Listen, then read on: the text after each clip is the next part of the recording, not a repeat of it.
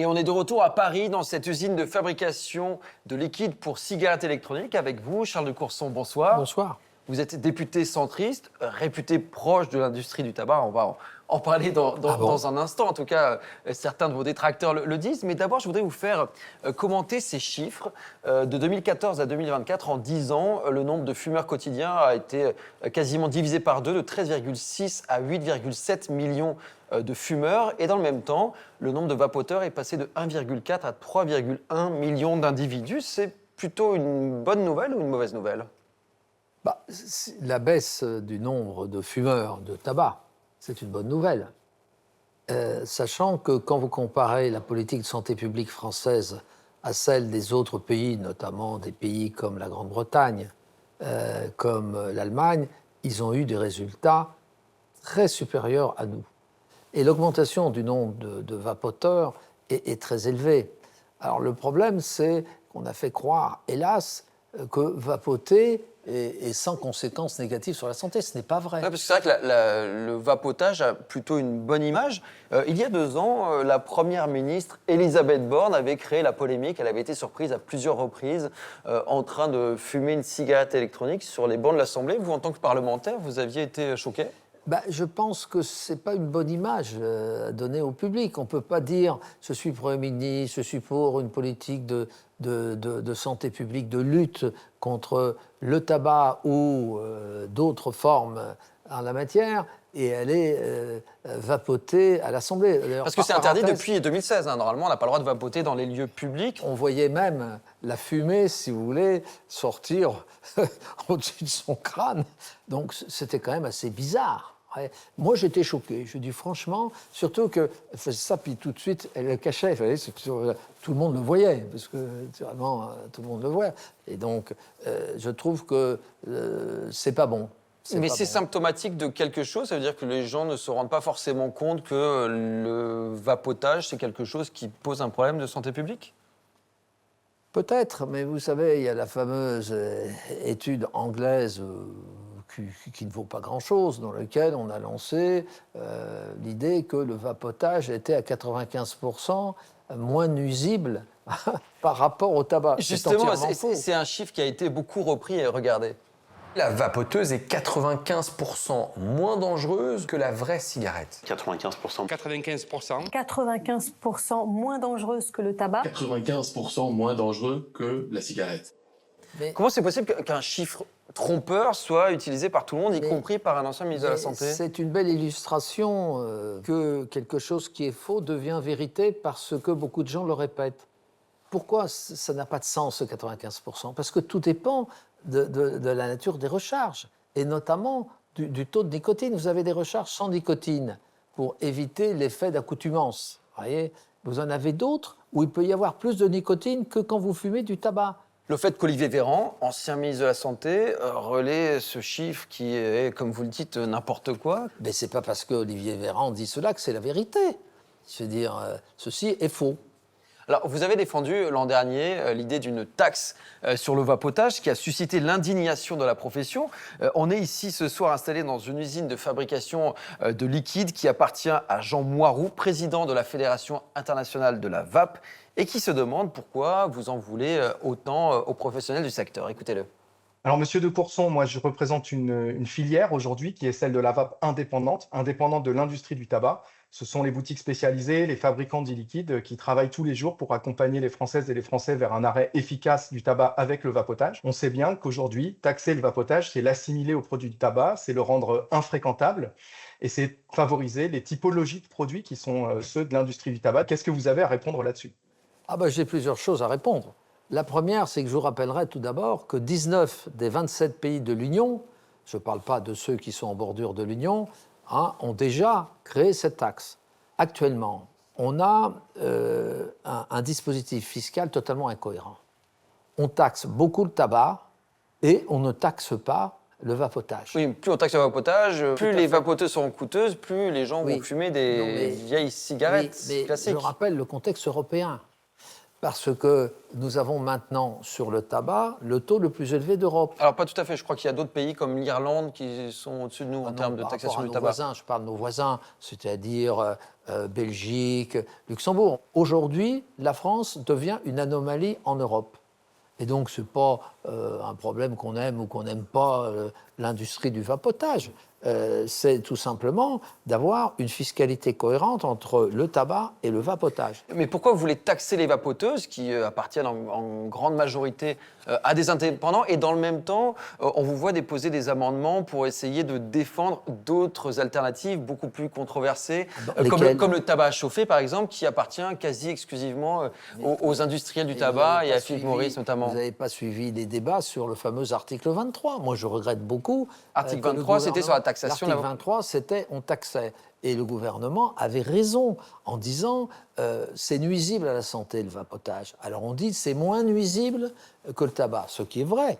Mais ce n'est pas pour autant qu'il ne faut pas le taxer. Il semble qu'il y a parfois des amendements qui semblent inspirés de l'industrie du tabac. On a vu que vous avez déposé exactement à quelques virgules près le même amendement qu'une autre députée pour essayer de favoriser le tabac à chauffer. Est-ce que ces amendements-là vous ont été suggérés par l'industrie du tabac ? On reçoit beaucoup d'interventions des différents lobbies dans tous les domaines, pas simplement dans le domaine du tabac, dans énormément de domaines. Mais ça marche comment ? C'est-à-dire qu'ils viennent et ces si lobbies du tabac, ils vous donnent un amendement clé en main semble, oui, mais vous pouvez le modifier. Et ce que vous ne Pas voyez vraiment, apparemment, si on c'est regarde tous ça. ceux que vous écartez, que vous dites non, ça ne va pas. Et on voit effectivement que parfois, dans les amendements que vous avez déposés, il est écrit que c'est dans un objectif de santé publique qu'un amendement a été proposé en collaboration avec Philip Morris, ce qui peut choquer, vous comprenez ? Mais attendez, c'est transparent.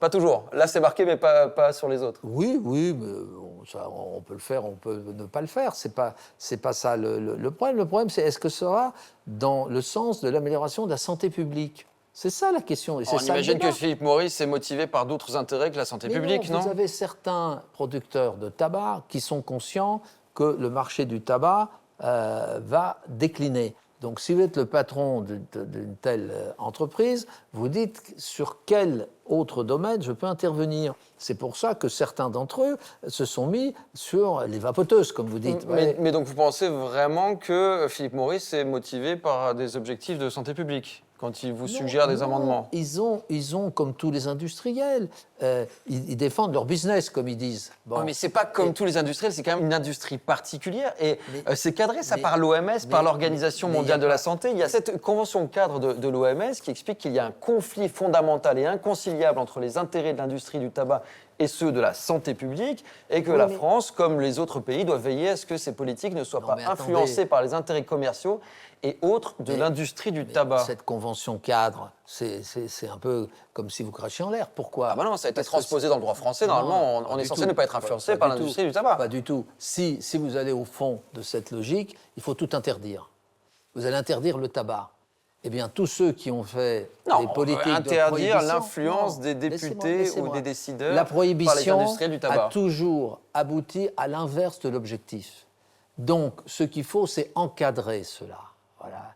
Et de plus en plus dans un cadre européen, car sinon vous n'y arriverez pas. Vous créerez des marchés parallèles. Mais est-ce que quand vous discutez avec Philip Morris et quand vous déposez des amendements rédigés par Philip Morris, vous avez l'impression que vous respectez ce que dit l'Organisation mondiale de la santé, à savoir ne pas être influencé par les intérêts commerciaux de l'industrie du tabac ? Je suis de ceux, et on a eu tout un débat encore dans la dernière loi de finances, qui a essayé d'expliquer que la prohibition, c'est la pire des mesures. Vous croyez que vous avez... Non, mais là, c'est pas la prohibition, c'est pas l'interdiction du tabac, c'est ne pas rencontrer le lobby du tabac. S'il y a un conflit fondamental et conciliable entre les intérêts de l'industrie du tabac et ceux de la santé publique, il faut aller jusqu'au bout. Il faut aller jusqu'au bout. Il n'y a pas de conflit fondamental entre les intérêts de l'industrie du tabac. Ça veut dire quoi ? Mais ça veut dire quoi ? Ça veut dire qu'on ne doit avoir aucun contact avec aucune des industries ? C'est ce que préconise manifestement l'OMS. Eh bien, je ne suis pas d'accord. Et ce n'est pas l'OMS, je dirais, qui donne des ordres aux parlementaires. Okay ? On est libre de recevoir qui on veut. Parce que si on pousse, si vous voulez, ce raisonnement à son terme, ça veut dire que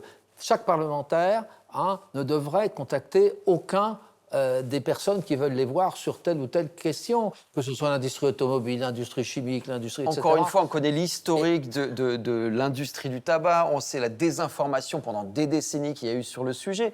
Et même le Comité national contre le tabagisme a réalisé une étude sur 645 questions de députés sur la fiscalité du tabac et ils se sont rendus compte que 92,4% des questions posées par les députés étaient en défaveur des politiques fiscales. Ça veut dire qu'à priori, il y a un rouleau compresseur de la part de l'industrie du tabac pour essayer de... Vous ne pouvez de... pas dire cela me concernant, puisque j'ai soutenu le fameux article 23 de la loi de finances. Et sur les vapoteuses, mais pas sur le tabac. Et j'ai même essayé de peaufiner. Et parce que le tabac, je vous rappelle que nous avons dépassé le niveau cohérent et que si c'est pour faire exploser le marché parallèle, vous avez tout gagné. C'est ça le problème. Et c'est ce que ne veulent pas, si vous voulez reconnaître, ces ayatollahs, parce que ce sont des ayatollahs. Hein, parce que quand on leur dit « qu'est-ce que vous faites ?» Vous êtes ministre de la Santé, qu'est-ce que vous faites? Ce sont des ayatollahs simplement parce qu'ils expliquent qu'il faut, il faut prendre que ses les distances députés n'aient avec aucun contact. L'industrie du tabac. N'aient aucun contact. Non, mais on en est là. Il Non, mais y a attendez. avoir des contacts et il y a copier-coller des amendements. Vous savez, moi, je suis élu d'une circonscription où il y a beaucoup de champagne. Voilà. Et j'ai toujours défendu les intérêts du champagne, parce que je pense que c'est les intérêts de la France, hein, en termes d'exportation, en termes de promotion. Et le tabac, c'est l'intérêt de qui? Eh ben, c'est aussi l'intérêt de la santé publique de l'encadrer et d'essayer d'avoir une réduction de la consommation de tabac. Ce qui n'est pas vraiment le sens de vos amendements, pour le coup. Mais bien sûr que si. Mais si, je l'ai toujours dit. Quand vous demandez à baisser les taxes sur le paquet de cigarettes, c'est Eh pas bien, vraiment... tout simplement pour tuer le marché parallèle. Parce que le marché parallèle est une catastrophe en termes de santé publique. Il a explosé, puisque ce marché parallèle, dans les hypothèses les plus basses, c'est au moins 20%, les hypothèses les plus hautes, au moins 40%. Alors, c'est controversé. Ce sont les chiffres de l'industrie. Pour le coup, les douanes ont effectué un rapport dans lequel ils expliquent qu'effectivement, c'est plutôt moins de 20% et il n'y a pas eu d'explosion, d'augmentation ces dernières années. Ou 40%, mais pas du tout. Les études ont montré qu'il y a une augmentation. Mais plus vous avez un écart de prix, sinon vous prenez les consommateurs pour des ignares. Et moi, je ne vois que des gens, quand je leur dis « mais où est-ce que tu achètes ton tabac ?» Et ils disent « je vais au Luxembourg, chez moi ». Mais pour le coup, la hausse de la fiscalité, ça a plutôt fonctionné pour faire réduire la consommation de tabac. Et là, c'est encore une fois l'OMS qui dit cela et qui explique que l'augmentation des taxes sur le tabac constitue le moyen le plus efficace pour réduire le tabagisme et sauver des vies. Mais ça n'est pas vrai. Ça n'est pas vrai dans un espace ouvert. C'est un espace ouvert. Si le même paquet de tabac vaut 13 €, pour faire simple, en France et en Espagne, je crois que c'est à peu près la moitié. Donc, vous n'empêcherez pas la libre circulation. Donc, l'Organisation mondiale de la santé se trompe? Eh bien, bien sûr. Mais vous savez que ce n'est pas le seul domaine dans lequel il se trompe. Il y a bien d'autres domaines. Ce sont quand même des spécialistes reconnus, c'est l'autorité de référence sur le sujet. C'est quand même compliqué de faire davantage confiance en Philippe Morris qu'en mais je n'ai pas confiance à Philippe Morris. Hein, vous prenez leurs chiffres et vous reprenez leurs amendements. Non, pas du tout. Hein. Je constate qu'il y a une explosion. Je le constate chez moi. Alors, il y a le lobbying, il y a aussi la question du pantouflage. Ce sont ces collaborateurs ou ces anciens élus qui partent ensuite travailler pour l'industrie. Il y a 2 mois, nos collègues de Slash ont réalisé une infiltration chez Philippe Morris et ils ont eu la surprise de découvrir que l'une de vos anciennes assistantes parlementaires était devenue lobbyiste pour cet industriel, ce cigarettier. Vous savez, je crois que je dois être à 80 ou 90 anciens collaborateurs, puisque ça fait 33 ans que je suis député. J'en ai un qui est devenu préfet. Il est préfet dans le Grand Est, vous voyez. J'en ai d'autres qui sont dans le lobby du BTP. On imagine des parcours très diversifiés. Est-ce que celle qui est devenue lobbyiste chez Philippe Morris, vous êtes toujours en contact avec elle? Mais comme tous mes assistants. Je les revois souvent, ils viennent me voir, ils m'appellent. Pour prendre des nouvelles ou pour vous suggérer des amendements? Pour prendre des nouvelles, ou quand je les invite à déjeuner, on discute par exemple du BTP, si c'est celui qui est... Mais elle, en l'occurrence, celle qui est chez Philippe Morris, celle qui vous a proposé les amendements qui étaient favorables aux cigarettiers? Non, puisque c'était bien avant qu'elle ne soit où elle est, que je recevais déjà des amendements des différents lobbies, dont ce lobby-là. Mais elle essaye de défendre les intérêts de sa nouvelle entreprise, de Philippe Morris en l'occurrence, ou écoutez, quand elle vous discute avec vous? Elle fait son boulot comme tous mes assistants. Et je peux vous dire que les différents lobbies, j'en écarte 80-90%. Bien, merci beaucoup Charles de Courson d'avoir accepté cette interview.